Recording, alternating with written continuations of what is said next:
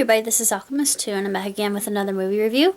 I just watched Psycho 2. I had known that there were sequels to the original Hitchcockian masterpiece we all know as Psycho, which was his life's work, his magnum opus, and what earned him the most money as a director. But I had never seen Psycho 2, and I know there's a Psycho 3, and then there was a remake, and I never had any desire to see the remake because I've heard a lot of fans said it was absolute dreck, so I'm just steering clear and listening to their warnings and heeding them.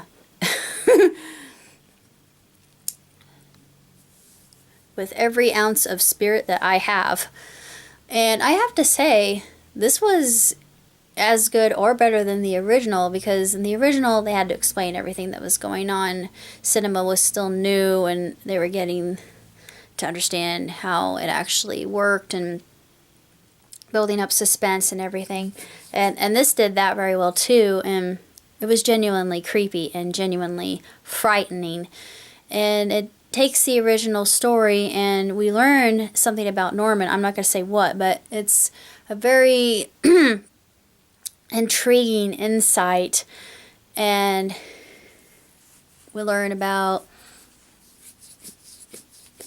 Mary, who is a psychiatry student, and she and her mother, I don't understand why they would want to do what they did, because it seems rather ill-advised and very underhanded, and I just, why pour oil on gasoline? I mean, why pour oil into a fire, right?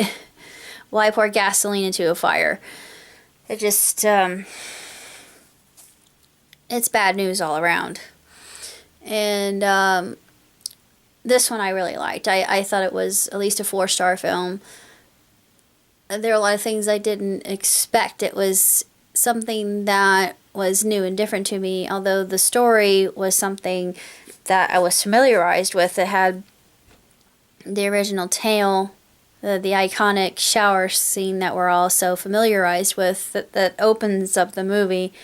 And I remember the first time, I've always been a fan of Hitchcock, but Psycho's my favorite, and having seen that again, it just, it gives me chills. I mean, still to this day, it gives me chills. It gives me goosebumps just to see that, even though I know it's coming.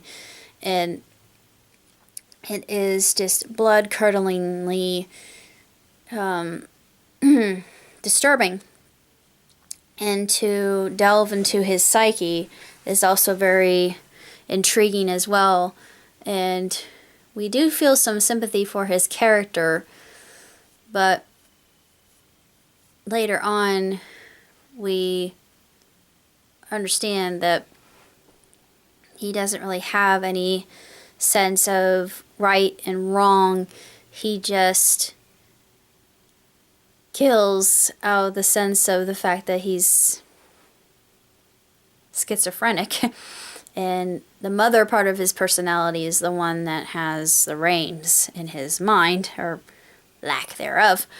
So it's just, to me, I've always been very taken by schizophrenia. I'm not sure why. I mean, I wouldn't want it, but something about schizophrenia just fascinates the heck out of me, even though it scares me. And I've never really understood how schizophrenics, I don't even think they can navigate. There are some that do, and they have heavy medication to do it, but it's just, I'm thinking it's a problem with the wiring of the brain, but they really don't know that for sure, the scientists that study it. It's just, it's something very different. And, you know, bipolar, I think, is actually schizophrenia in disguise. Now, the reason I say that is because of manic depression, and just, it's either, it's elation and ecstasy or melancholy and no in between. And schizophrenics are the same. So I'm wondering why they don't just connect the two. I guess it's because it's like autism, there's a spectrum, and you never know what type of schizophrenia somebody could have. But I do think that bipolar disease is just another hue of schizophrenia. That's just my thought. That's just a theory, and I know theories can change. But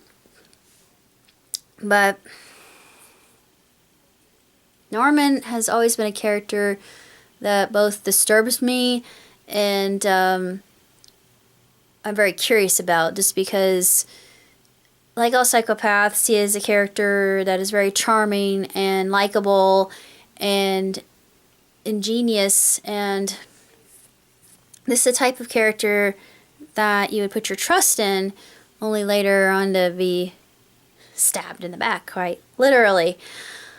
Oh, and yeah, this the second part of the story is he's trying to integrate back into society after he's been institutionalized, and at first he does very well, and there are notes that are left for him when he's at the diner and he's thinking it's his mother. Of course, we all know his mother's dead, and we have a very interesting insight on his quote-unquote mother in this particular film.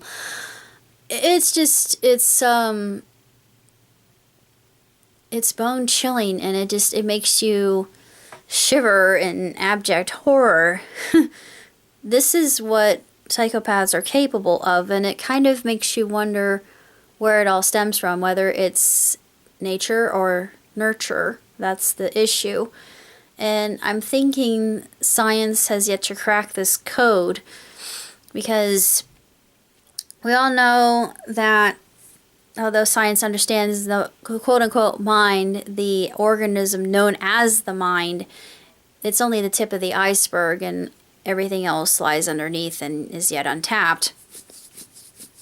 But I think there are more elements to it that just add layers to the issue of solving what composes it. So that provides more of a problem for neurobiologists as well, I think. But they got their work cut out for them, that's for sure. I really enjoyed the movie. I thought the movie was just absolutely spectacular, and seeing Anthony Perkins as Norman Bates, I think that he was cast very well. The woman who played Mary, she was excellent. And I'm thinking that she too had some issues as well, because people that go into psychiatry or psychology are basically analyzing themselves, oddly enough. I mean, it's really a bizarre profession. And strangely enough, they suffer more divorce than anybody else in any other field. Yeah, tell me something about that, will ya? But that's basically all I have to say about Psycho 2, and I'm hopeful to see Psycho 3 in the near future.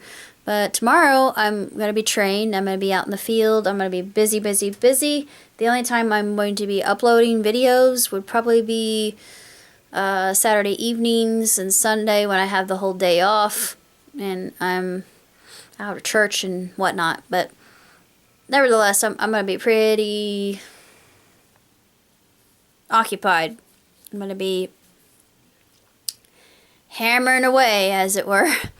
But I thank everybody for their support.